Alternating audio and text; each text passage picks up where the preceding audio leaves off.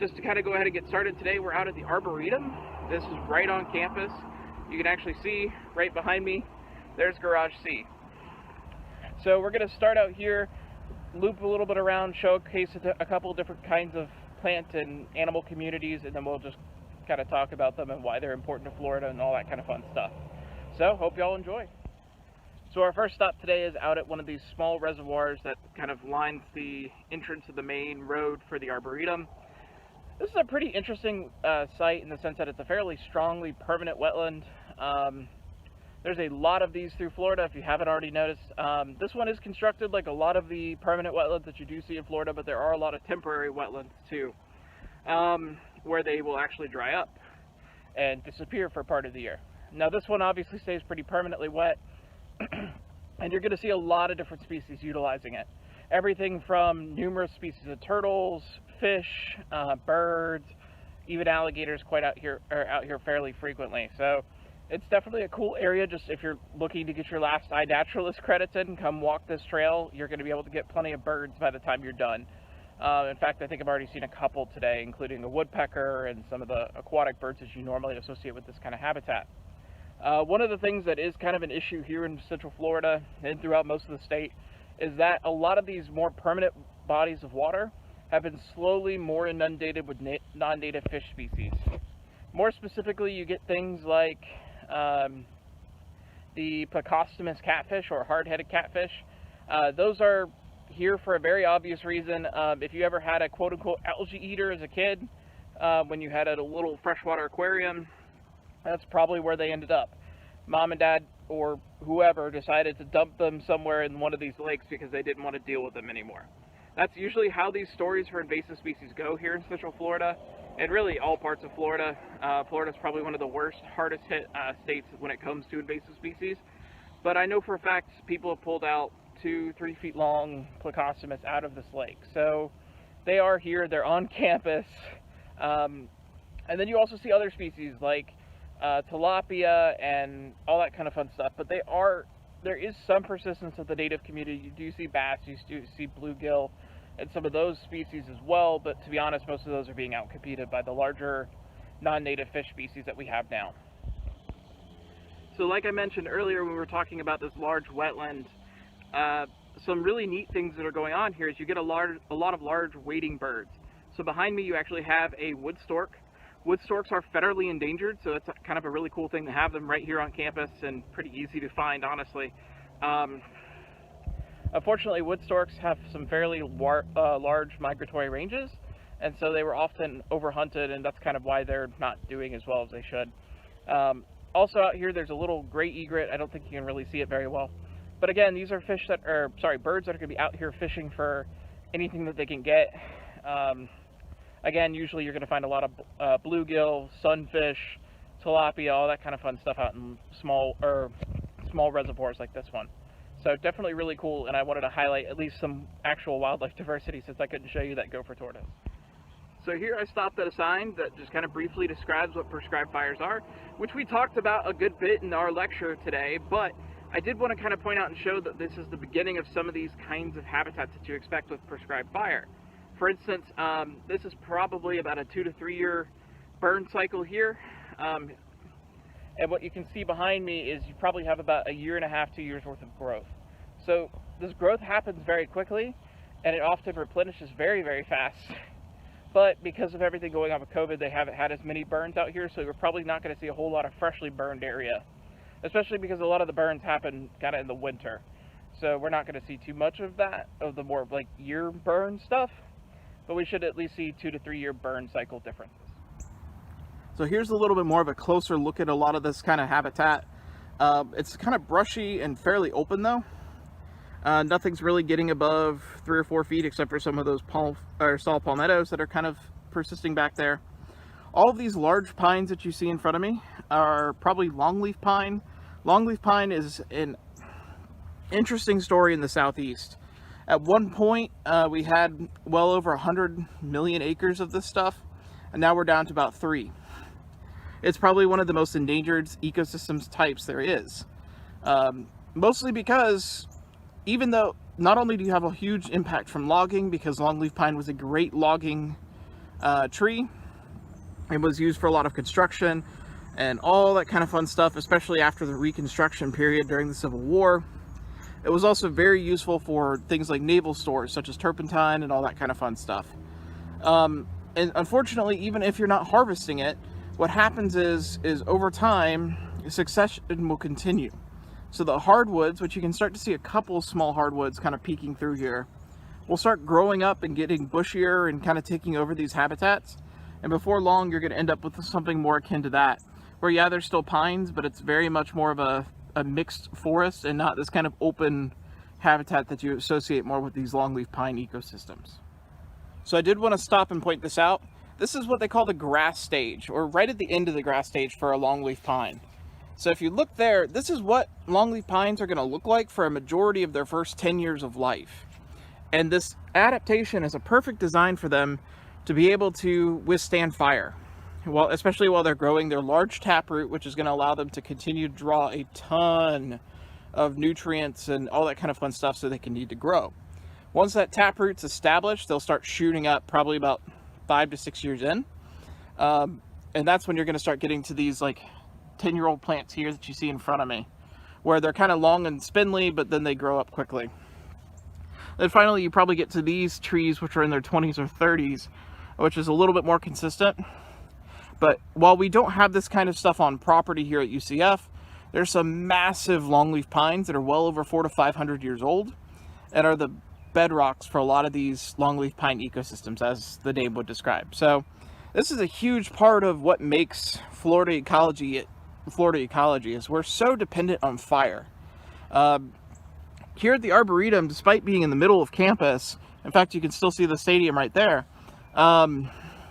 there's a ton of need for fire. And so during probably about January to March, that's when you're going to really see those fire intervals, kind of like what I already mentioned in lecture. So it's definitely a really interesting setup. And now what happens is if you don't have this fire here, again, it gets really brushy and overgrown, and it doesn't work for the kinds of critters that inhabit these places. I'm sure somewhere out here there's a gopher tortoise, and that gopher tortoise can support, another 30 or 40 species that are going to survive in these kinds of habitats, and they can't do that super brushy, nasty stuff. So definitely really, really important to keep fire on the landscape. But we'll kind of stop talking about fire and the fire ecosystems for a minute, and let's go see if we can find some aquatic habitat so we can talk about the influence of water.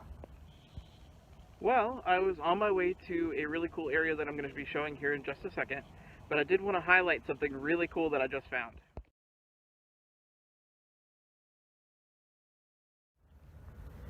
So this is a gopher tortoise burrow. And just a couple seconds ago, as I was walking up, there was a gopher tortoise sitting right at the mouth of it. I'll try to include a picture so y'all can actually see it, but I figured he'd probably be really quick to dive into the burrow there. I think, in fact, in the little intro that I shot, you can actually hear him going as he's diving into his burrow and getting away from us. But here you can see some really cool features of this habitat. So there you have a large, what we call an apron. Now on that apron, that's where the females are going to actually lay their eggs. And the way you can tell that if a gopher tortoise burrow is still active is you see how much just nice fresh sand is just sitting right on top there. That'll tell you that there's actually a gopher tortoise actively using the site. You can also start looking for little trails that kind of lead away from it. Because this area is right next to the road, it's not nearly as prominent, but especially in other areas, you're going to see a lot of these little trails that'll lead from the gopher tortoise burrow and back. And that's usually where the animal's actually feeding. So really cool. Like I mentioned in other lectures, gopher tortoises are keystone species, which means that they, by their mere presence on the landscape, actively help to encourage and foster biodiversity on these areas. Now, more specifically with gopher tortoises, is obviously because they build these big gopher tortoise burrows.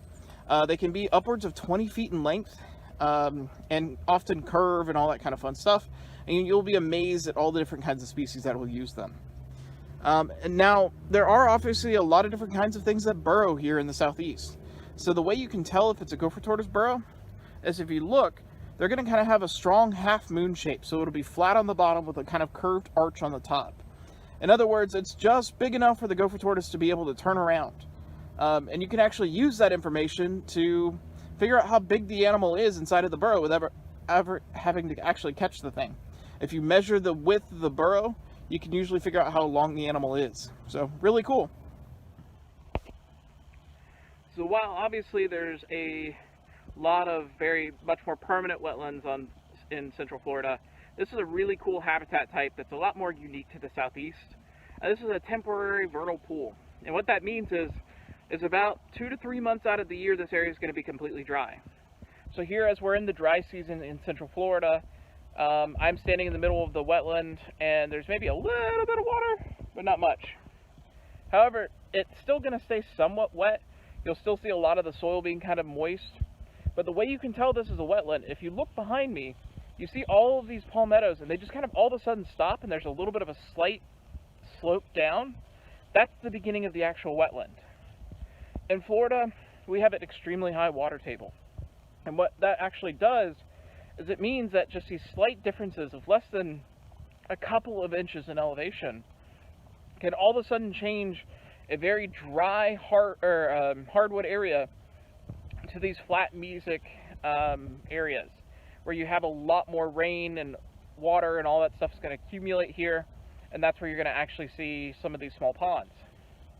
Now, these small ponds are incredibly important. There's going to be a lot of different amphibian species that are going to utilize these things. Everything from leopard frogs to bullfrogs, pig frogs, gopher frogs, which is a protected species here in the state of Florida. All these different kinds of things are going to be using these kinds of sites. And so it is really important to try to maintain these places. Now, especially during the early 1900s, a lot of these more temporary ponds and wetlands were dammed up to create cattle watering holes, because up until really Disney moved in the 70s, a lot of Central Florida and Florida in general was agriculture, so sugarcane, oranges, limes, lemons, all that kind of fun stuff, or cattle ranching. So prior to Disney getting here, that's kind of shifted everything a little bit more. Obviously, there's always been tourism in the state of Florida, but it's only become as crazy as it is in Orlando because of Disney and that subsequent moving in. But when you had all of that agriculture here out in the landscape, obviously you don't want your plants to be constantly inundated with water if they don't do well in water. So a lot of these kinds of wetlands were dammed up and were used for to water the cattle. So it's definitely kind of a vanishing ecosystem where you still don't really have a whole lot more of these vernal pools anymore, but they're still out here if you know where to look for them. And probably one of the coolest part of one of these vernal wetlands here on the Arboretum is they have pitcher plants. I believe this is Sarracenia minor, which is the hooded pitcher plant. These little tubes reach down, and inside the actual tube itself is a lot of sticky substances that are going to help trap and keep insects inside. And ultimately, the insects are going to fall down using gravity into the pit of the plant, and that's where it's going to break it down. So what that tells me here is this wetland is probably fairly low in nitrogen and phosphorus, because that's usually what these plants are going after. Their roots aren't able to pick up the various nutrients that they need as well, because just the type of habitat that we're in. And so they've developed these adaptations so they can break down insect matter and actually be able to use it to help sustain life. So not only are they autotrophs, they are heterotrophs at the exact same time, which is really fascinating. So definitely a really cool species to highlight while I'm out here. Well, I hope you enjoyed this little 15-minute nature walk. I figured it'd be at least something different to kind of highlight some of the really cool diversity, as well as specifically show you what Florida ecology looks like right here on campus. So I definitely want to put out a great shout out to the UCF Arboretum that does an amazing job managing this property and keeping it the way it should look.